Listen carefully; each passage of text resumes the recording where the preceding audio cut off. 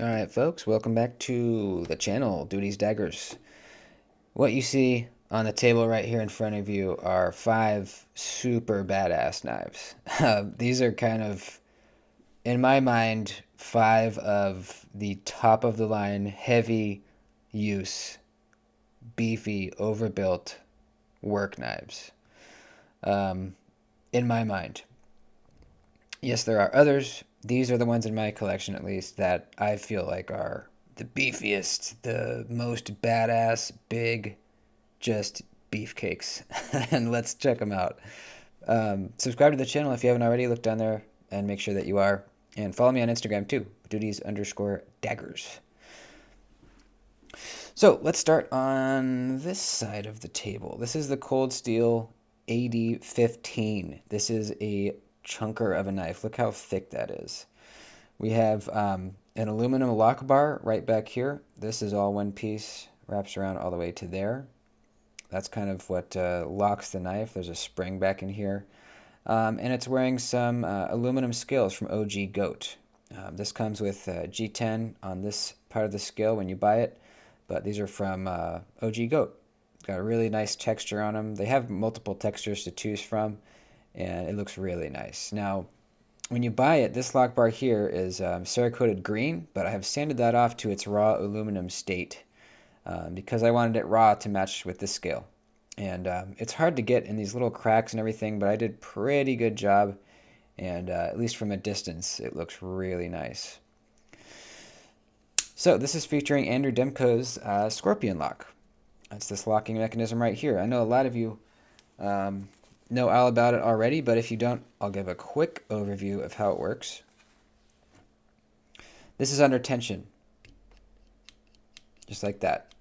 So when you open the blade, you can see there's a pin right in here.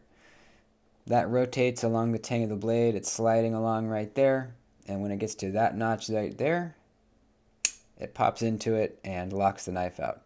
Now the only way this blade can close is if this lock bar pops back out this way.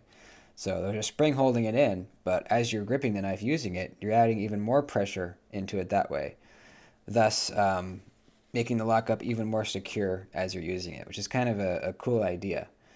Now another benefit to this is you can use it one-handed, just like that.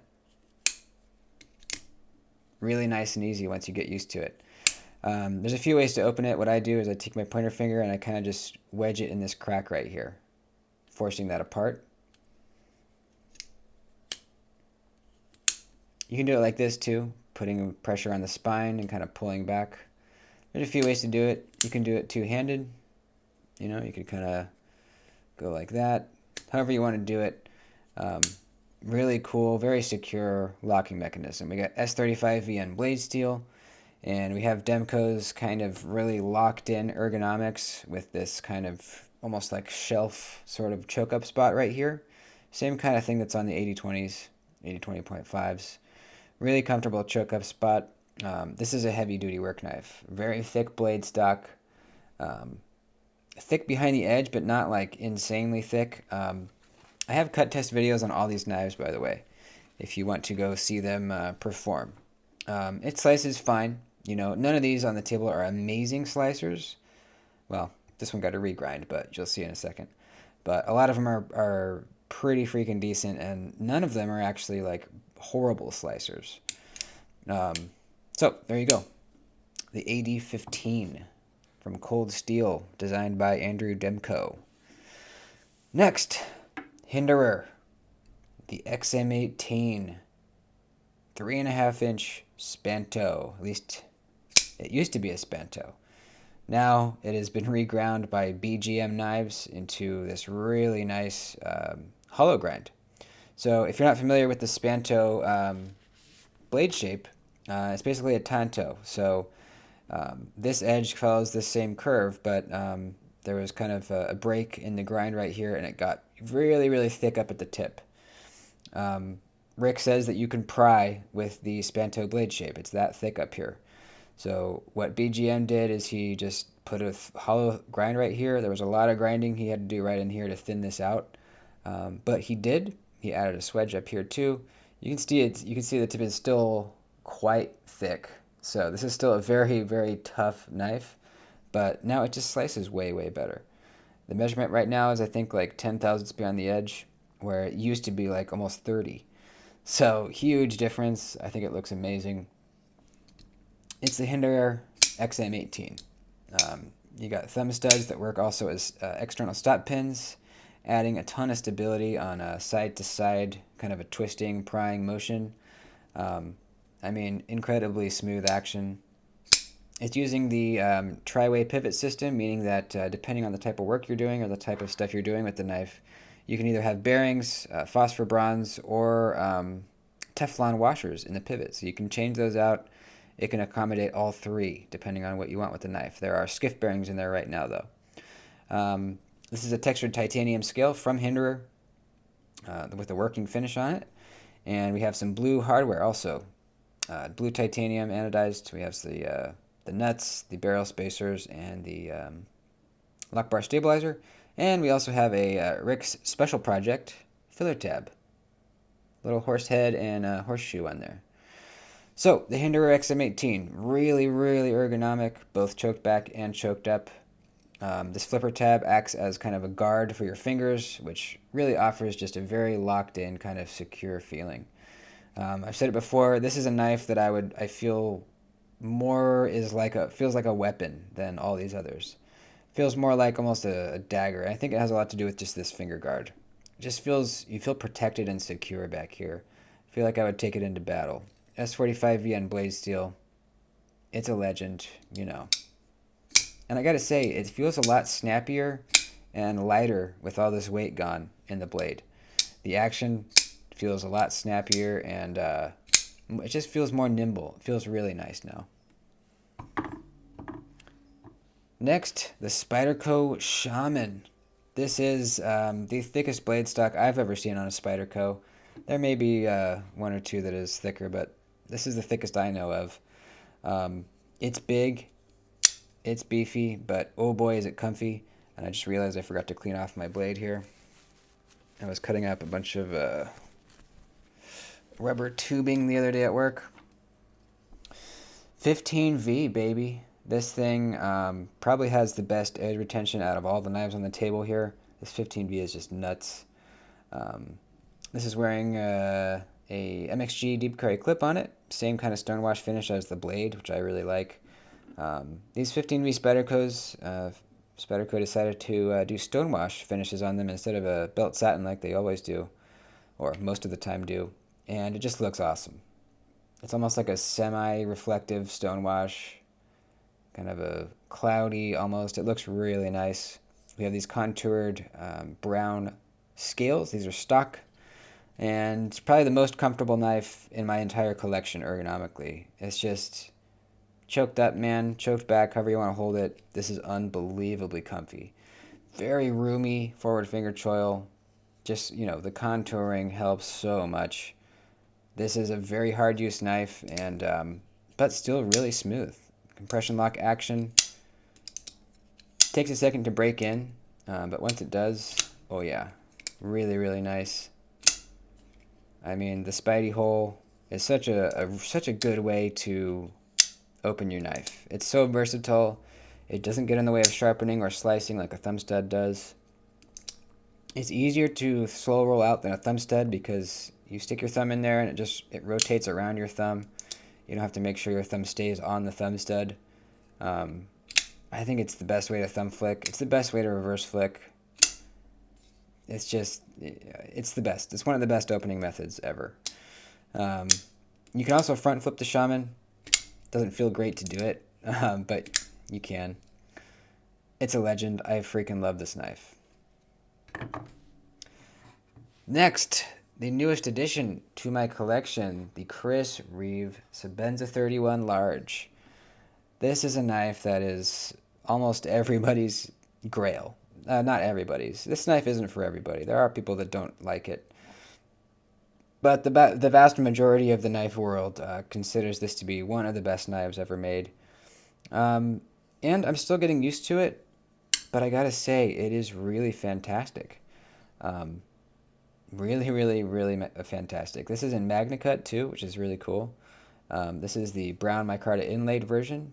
You got the larger inlay there, smaller inlay on the lock side. The clip works really well, and I put a lanyard on it.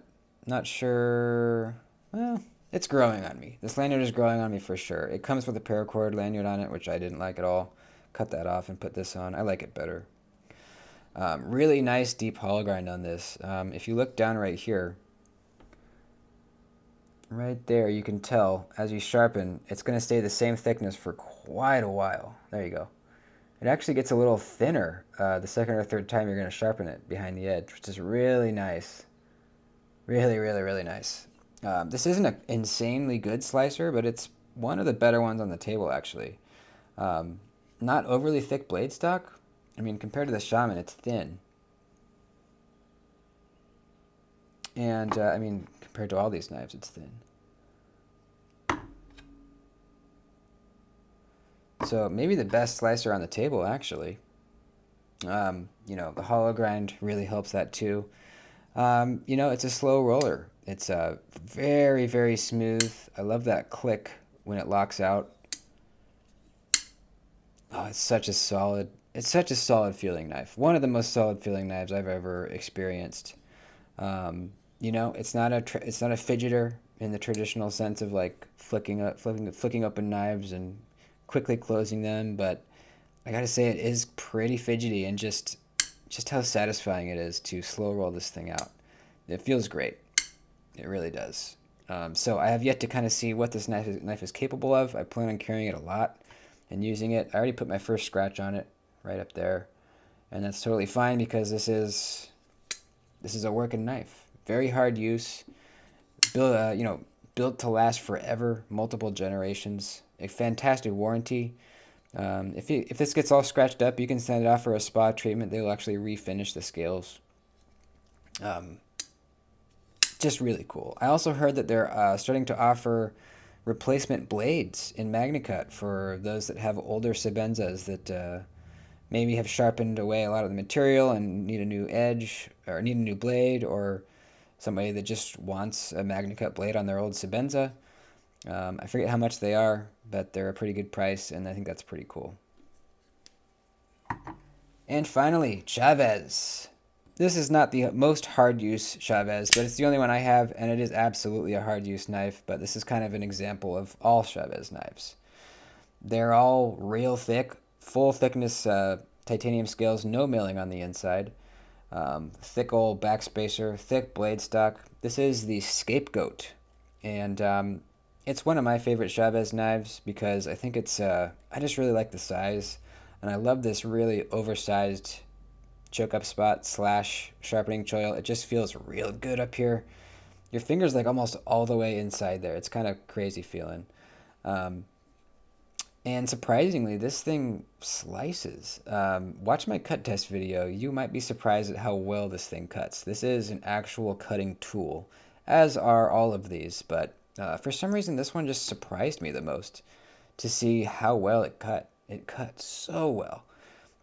It gets down here pretty thin behind the edge, even though it has thick blade stock. So titanium frame lock comes with a regular clip if you don't like the skull clip. I personally do. Really, really smooth action on bearings. Great thumb stud action. Fantastic detent. Yeah, I just love that click when you're closing the knife. Sounds great. Feels great. Very ergonomic. You know, Chavez knives are some of the most ergonomic titanium frame locks, I would say. I've handled two now, the Scapegoat and the Redemption Kickstop, and man, super comfortable knives. Just such a solid feeling knife. You can tell it's ready to go to work. It's ready to be beat up. Oh yeah, I love it. I love me a solid feeling knife.